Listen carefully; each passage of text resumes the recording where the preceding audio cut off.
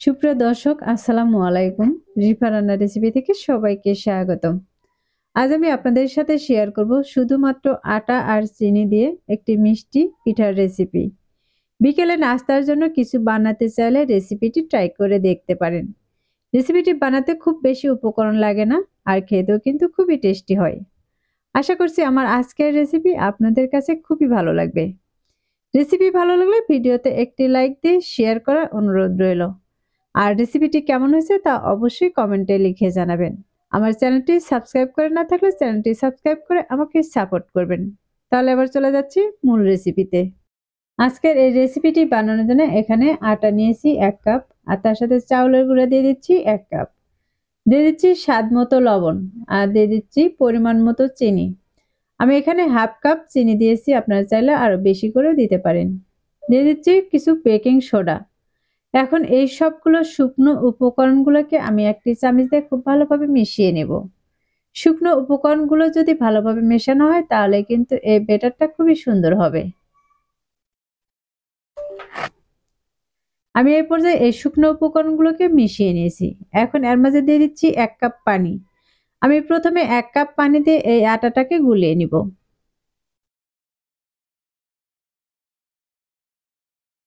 পানিটা দিয়ে আমি আটার সাথে ভালোভাবে মিশিয়ে নিব, আর এটাকে একটি ব্যাটার তৈরি করে নিব। এরপর এটা কিন্তু আমি খুব ভালোভাবে মিশিয়ে নিয়েছি, আর এটা কিন্তু অনেকটাই ঘন রয়েছে। এখানে আমি আরো কিছু পরিমাণে পানি দিয়ে দিচ্ছি। পানি দিয়ে এটাকে আমি আবারও ভালোভাবে মিশিয়ে নিব। এটাকে মিশিয়ে কিন্তু একটু পাতলা ব্যাটার তৈরি করে নিব। আবার এই ব্যাটারটা কিন্তু এতটাও পাতলা করা যাবে না। এই ব্যাটারটা আমি কতটুকু ঘন বা কতটুকু পাতলা করেছি তা কিন্তু আমি দেখিয়ে দিচ্ছি। এবার আমি আরেকটি একটু বড় সাইজের চামচ দিয়ে এটাকে ভালোভাবে মিশিয়ে নিব। তাহলে ছোট ছোট যদি কোনো দানা ভাব থাকে সেগুলো কিন্তু খুব সুন্দরভাবে মেশানো হয়ে যাবে। আর আমি এই চামচ দিয়ে ব্যাটারটাকে উঠিয়ে দেখিয়ে দিচ্ছি এটা কতটুকু ঘন রেখেছি।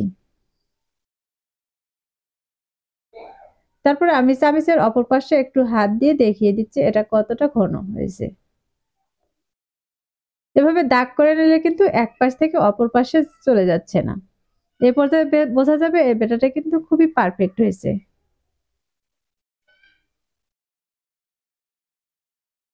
আর এটাকে আমি সাইডে রেখে দিচ্ছি।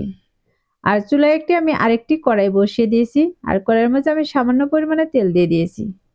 তেলটা কড়াইয়ের চতুর্দিকে ছড়িয়ে নিয়েছি। আর ছড়িয়ে নিয়ে আমি এর মাঝে দিয়ে দিচ্ছি 2টি ডিম। আপনারা চাইলে কিন্তু এই পিঠাটা একটি ডিম দিয়েও বানিয়ে নিতে পারেন। এর উপরে আমি সামান্য পরিমাণে লবণ ছড়িয়ে দিচ্ছি।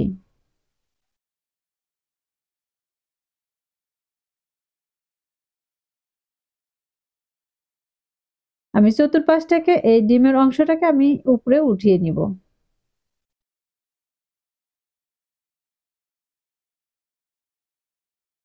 আর দুপাশে কিন্তু আমি একটু লাল কালার করে ভেজে নিব।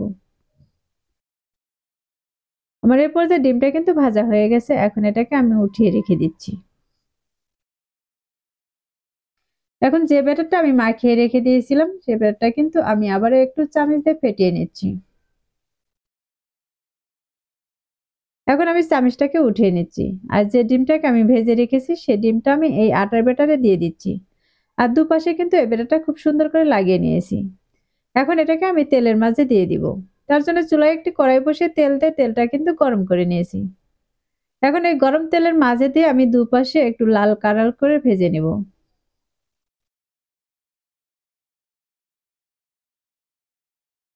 আমি দুপাশে কিন্তু একটু গোল্ডেন কালার করে ভেজে নিয়েছি। এখন এটাকে আমি তেল ঝরিয়ে উঠিয়ে নিব।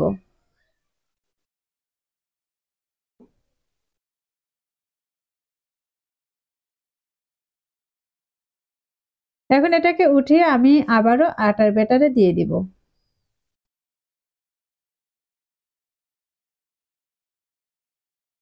আর এবারও আমি দুপাশে কিন্তু খুব সুন্দর করে এই ব্যাটারটাকে লাগিয়ে নিব।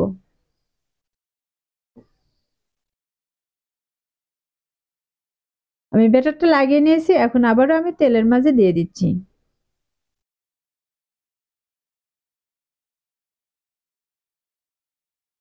আর এক পাশে যখন একটু কালার চলে আসবে তখন এগুলোকে আমি উল্টিয়ে নিব।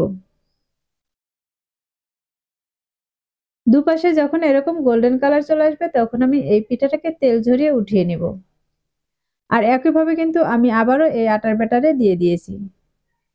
আমি কিন্তু বেশ কয়েকবার এভাবে এই আটার ব্যাটারে চুবিয়ে নিয়েছি, আবার কিন্তু তেলের মাঝে দিয়ে ভেজে নিয়েছি।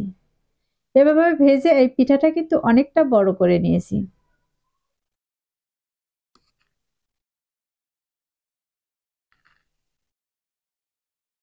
আমি একইভাবে কিন্তু আবারও এই আটার ব্যাটারে দিয়ে দিচ্ছি। আমি প্রায় 7 থেকে 8 বার কিন্তু এভাবে আটার ব্যাটারে দিয়ে আবারও কিন্তু তেলের মাঝে দিয়ে ভেজে নিয়েছি।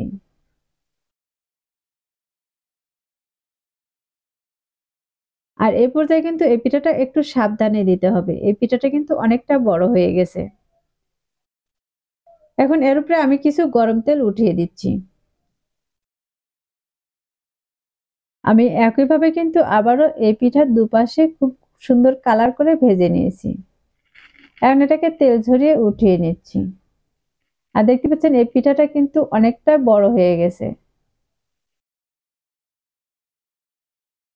এই পিঠাটা কিন্তু দেখে বুঝতেই পারতেছেন এই পিঠাটা কতটা বড় হয়েছে। এই পিঠাটা দেখতে কিন্তু অনেকটাই সুন্দর দেখা যাচ্ছে। আর এটা কিন্তু কাটার পরে আরো অনেকটাই সুন্দর দেখা যাবে। কারণ এই পিঠার ভিতরটাই কিন্তু সৌন্দর্য বাড়ায়। এখন আমি মাছ বরাবর কেটে নিয়েছি আর একটি সাইডে রেখে দিচ্ছি। এখন একটিকে আমি আরো ছোট ছোট পিস করে কেটে নেব। আর এগুলো কাটার পর কিন্তু দেখে বুঝতেই পারতেছেন এই পিঠার ভিতরটা দেখতে কতটা সুন্দর হয়েছে। এগুলো দেখতে যেমন সুন্দর আর খেতেও কিন্তু ভীষণ মজার ছিল। খুবই অল্প উপকরণ দিয়ে আর এত সুন্দর যে পিঠা তৈরি করা যায় এটা না বানালে বিশ্বাসই করতে পারবেন না। এটা দেখতে যেমন আকর্ষণীয়, খেতেও কিন্তু ভীষণ মজার। যে কোনো অতিথি আপ্যায়নে এইভাবে সাজিয়ে দিলে কিন্তু অতিথিও খুবই খুশি হয়ে যাবে। এখন এই পিঠাটাকে আমি বিভিন্নভাবে সাজিয়ে দেখিয়ে দিচ্ছি। এই পিঠাটা কিন্তু বিভিন্নভাবে সাজানো যায়। আর এগুলো সাজানোর পর কিন্তু দেখতে আরো অনেকটাই বেশি সুন্দর দেখা যায়। আশা করছি প্রতিদিনের মতো আমার আজকের রেসিপি আপনাদের কাছে খুবই ভালো লেগেছে আর সহজও লেগেছে। রেসিপিটি ভালো লাগলে ভিডিওতে একটি লাইক দিয়ে শেয়ার করার অনুরোধ রইল। আর রেসিপিটি অবশ্যই বাসায় একবার ট্রাই করবেন আর আমাকে কমেন্টে লিখে জানাবেন আমার আজকের রেসিপি আপনাদের কাছে কেমন লেগেছে। যারা আমার চ্যানেলটি এখনো সাবস্ক্রাইব করেনি তাদেরকে চ্যানেলটি সাবস্ক্রাইব করার অনুরোধ রইল। আর যারা চ্যানেলটি সাবস্ক্রাইব করেছেন তাদেরকে অসংখ্য ধন্যবাদ। কথা হবে আবারও এরকম মজার মজার রেসিপি নিয়ে। এ পর্যন্ত সবাই ভালো থাকবেন, সুস্থ থাকবেন আর আমার ভিডিওর সাথেই থাকবেন। আল্লাহ হাফেজ।